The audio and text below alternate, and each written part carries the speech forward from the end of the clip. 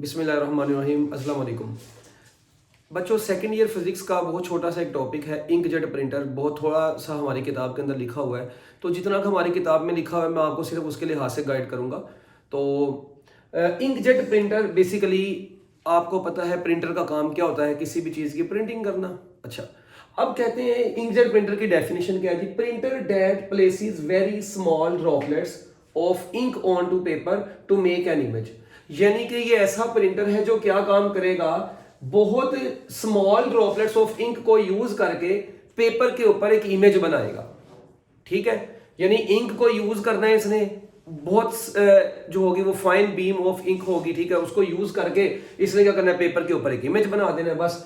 अब ये सारा इमेज बनाने में मेन चीज क्या होगी, वो उसने लिखा है कि it uses electric charge in its operation. ये अपने ऑपरेशन में इलेक्ट्रिक चार्ज को यूज करके सारी की सारी प्रिंटिंग करके इमेज बनाएगा। अब वो कैसे होगा, उसका प्रिंसिपल क्या है, उसकी कंस्ट्रक्शन क्या है, उसकी डायग्राम क्या है, वो सारा कुछ अब हम आगे देखते हैं। तो सबसे पहले इसकी डेफिनेशन होगी, बोर्ड के पेपर में अगर लॉन्ग में भी आ जाता है ये आप, तो आप इसकी डेफिनेशन लिखेंगे, इसके साथ जीरोग्राफी भी लॉन्ग में आ सकती है, दोनों मिलकर लॉन्ग में आ सकते हैं। इसका प्रिंसिपल क्या है, कहते हैं जी a deflection of charge particles while passing through electric field between two oppositely charge parallel plates. जब भी इलेक्ट्रिक चार्ज कोई सी भी दो ऑपोजिटली चार्ज पैरेलल प्लेट्स के दरमियान में से गुजरता है तो बच्चों उसके ऊपर एक डिफ्लेक्शन की फोर्स लगती है। वो कैसे लगती है वो भी हम यहां पर देख लेंगे। इसकी कंस्ट्रक्शन में हमें जरूरत पड़नी है प्रिंट हेड की।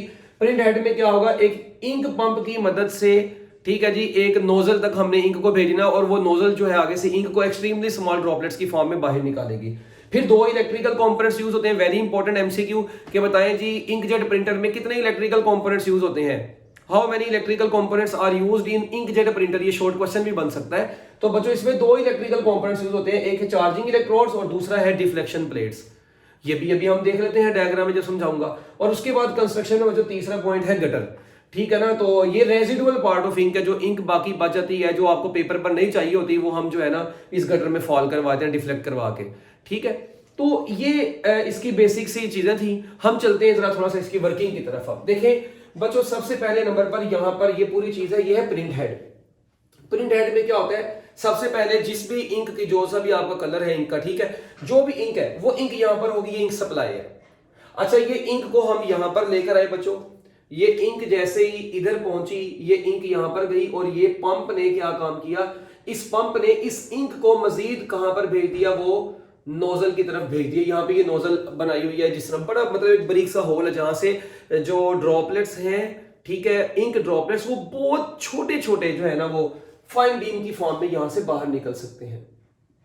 ठीक है, ये बहुत बारीक से ऐसे ड्रॉपलेट्स हैं बच्चों। अब ये यहां से बाहर निकलना शुरू हो गए।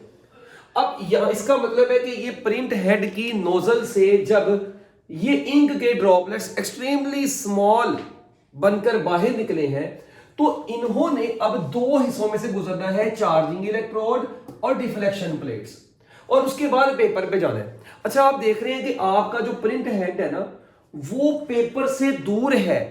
ऐसे प्रिंटर्स को बोलते हैं नॉन इंपैक्ट प्रिंटर्स। कुछ प्रिंटर्स ऐसे होते हैं जिनमें डायरेक्ट लिखाई होती है पेपर के, उनको बोलते हैं इंपैक्ट प्रिंटर्स। मगर ये इंकजेट प्रिंटर जो है ये नॉन इंपैक्ट प्रिंटर की एक एग्जांपल है। ठीक है, अच्छा, अब यहां नोजल से बच्चों एक्सट्रीमली स्मॉल ड्रॉपलेट्स बाहर निकले। अब यार जब आप पेपर के ऊपर लिख रहे होते हैं, खुद थोड़ा सा बस अकल का इस्तेमाल करना है। लेट्स सपोज मैं अपना नाम भी लिखता हूं जी, ये EMUM। अच्छा, मैंने जब लिखा है ये नाम, आप लोग जरा गौर से देखें, क्या मैंने हर जगह जगह पर इंक है? नहीं, सिर्फ जहां पर लिखाई हो रही है सिर्फ वहां पर इंक चाहिए, बाकी जगहों पर इंक नहीं चाहिए। इसका मतलब जो आप पेज बना रहे हैं उसके अंदर कुछ लाइट एरियाज है, कुछ डार्क एरियाज है। अब जहां पे लिखना है आपने वो तो डार्क एरिया होगा, जहां पे नहीं लिखना वहां पे लाइट एरिया। इसका मतलब पेपर पर इंक आपको हर वक्त नहीं चाहिए, कभी चाहिए कभी नहीं चाहिए। तो हमने क्या काम किया उसके लिए बच्चों, हमने क्या काम किया, हमने चार्जिंग इलेक्ट्रोड को यहां से चार्जिंग कंट्रोल की मदद से कंट्रोल कर लिया और चार्जिंग कंट्रोल को इंस्ट्रक्शन दी कहां से, कंप्यूटर से। अब ये कंप्यूटर इस चार्जिंग कंट्रोल को इंस्ट्रक्शन देगा और ये चार्जिंग कंट्रोल इस चार्जिंग इलेक्ट्रोड की चार्जिंग को कंट्रोल करेगा। कैसे कंट्रोल करेगा, देखें जरा गौर से सुने। ये चार्जिंग इलेक्ट्रोड का काम क्या होता है, पहले तो ये याद रखें, लिख लेना बेशक ये लाइन कहीं पर। Charging electrode is used to provide net charge to the droplets. मैं यहां पर पॉजिटिव या नेगेटिव चार्ज की बात नहीं करूंगा, जस्ट नेट चार्ज प्रोवाइड करेगा ये ड्रॉपलेट्स को। सो चार्जिंग इलेक्ट्रोड का काम क्या होता है? It provides net charge to the droplets. बच्चों ये ड्रॉपलेट्स को नेट चार्ज प्रोवाइड किया करेगा, ठीक है। अब इसने नेट चार्ज प्रोवाइड करना है जब कंप्यूटर ने इसको कहना है। अब कंप्यूटर ने इंस्ट्रक्शन इसको भेजी कि चार्जिंग इलेक्ट्रोड ऑन हो जा। सुनिएगा गौर से, जब ये चार्जिंग इलेक्ट्रोड ने इस चार्जिंग इलेक्ट्रोड को ऑन कर दिया, इसका मतलब अब जब ड्रॉपलेट ने यहां से बाहर निकलना है, शुरू में था वो अनचार्ज्ड। बच्चों शुरू में वो क्या था? अनचार्ज्ड। मगर जब चार्जिंग इलेक्ट्रोड ऑन है, जब चार्जिंग इलेक्ट्रोड ऑन है, तो ये अनचार्ज्ड ड्रॉपलेट यहां से चार्ज्ड ड्रॉपलेट बन के बाहर निकला। और आपको पता है जब भी चार्ज्ड पार्टिकल इलेक्ट्रिक फील्ड में से गुजरेगा तो इलेक्ट्रिक फील्ड में से कभी भी वो स्ट्रेट नहीं गुजरेगा, बल्कि वो डिफ्लेक्ट हो जाएगा। क्या मैंने यहां पर डिफ्लेक्टिंग प्लेट के ऊपर कहीं पर पॉजिटिव और नेगेटिव प्लेट लिखी है? नहीं लिखी। तो जस्ट इट इज अंडरस्टूड कि जब ये चार्ज पार्टिकल इधर से गुजरेगा तो इसकी डिफ्लेक्शन होनी है। हम उसकी डिफ्लेक्शन को ऐसे नीचे को सपोज कर लेते हैं, और ये डिफ्लेक्शन होकर वो जो इंक जो पेपर पर नहीं चाहिए थी वो गटर में चली गई। अब कई बच्चे कहेंगे सर जी ये गटर ऊपर क्यों लगाया? भाई उसने जस्ट एक स्कीमेटिक डायग्राम बनाई है आपकी बुक में आपको समझाने के लिए, ठीक है। अच्छा अब देखें, इसका मतलब जो इंक आपको पेपर पर नहीं चाहिए, कंप्यूटर से इंस्ट्रक्शन जाएगी चार्जिंग इलेक्ट्रोड को कि भाई तू ऑन हो जा। जब ये ऑन हो जाएगा ये ड्रॉपलेट्स को नेट चार्ज देगा, और ड्रॉपलेट सीधा जाने की बजाय वो डिफ्लेक्शन प्लेट से डिफ्लेक्ट होकर गटर में चले गए। इसका मतलब ये वो वाली इंक इस वक्त गटर में, मतलब ये वो वाली इंक आई है when no ink is placed on the paper। जब आपको पेपर के ऊपर कोई भी इंक नहीं चाहिए तो बच्चों चार्जिंग इलेक्ट्रोड इज ऑन। तो बच्चों चार्जिंग इलेक्ट्रोड ऑन हो गया और आपके ड्रॉपलेट्स को नेट चार्ज मिल गया और ड्रॉपलेट पेपर पर नहीं पहुंचा। अच्छा, मगर जब आपको पेपर पर इंक चाहिए, जब पेपर पर इंक चाहिए तो बच्चों चार्जिंग इलेक्ट्रोड क्या काम करेगा? वो इस चार्जिंग इलेक्ट्रोड को ऑफ कर देगा। जब ऑफ कर देगा तो अब ड्रॉपलेट्स के ऊपर कोई चार्ज नहीं रहेगा, वो यहां पर पहले भी अनचार्ज्ड थे और बाद में भी क्या है? अनचार्ज्ड है। और बच्चों अनचार्ज्ड ड्रॉपलेट सीधे जाके पेपर के ऊपर फॉल करेंगे और जो भी राइटिंग होगी उसके मुताबिक वहां पर लिखा जाएगा। जो भी नाम उसने लिखना है, जो भी लेटर उसने लिखना है वो लिखा जाएगा। इसका मतलब जब इंक पेपर पर चाहिए, when ink is to be placed on the paper, जब पेपर पर इंक चाहिए आपको तो बच्चों चार्जिंग इलेक्ट्रोड इज ऑफ। तो अब चार्जिंग इलेक्ट्रोड ने क्या रहना है? ऑफ रहना है। और बच्चों जब चार्जिंग इलेक्ट्रोड ऑफ रहेगा तो हमारे पेपर के ऊपर इंक पहुंच जाएगी। और इसी तरीके से बच्चों हम कलर प्रिंटिंग को भी कर सकते हैं इंकजेट प्रिंटर की मदद से, बट उसकी वर्किंग हमारी बुक में नहीं है, लिहाजा बस जस्ट लाइन लिखी हुई है, आप उसको वैसे ही याद रखने अपने बोर्ड के लिए। तो ले बच्चों ये था इंकजेट प्रिंटर का छोटा सा कॉन्सेप्ट, ठीक है, जो वर्किंग डायग्राम थी बस इसकी, ये समझने वाली थी।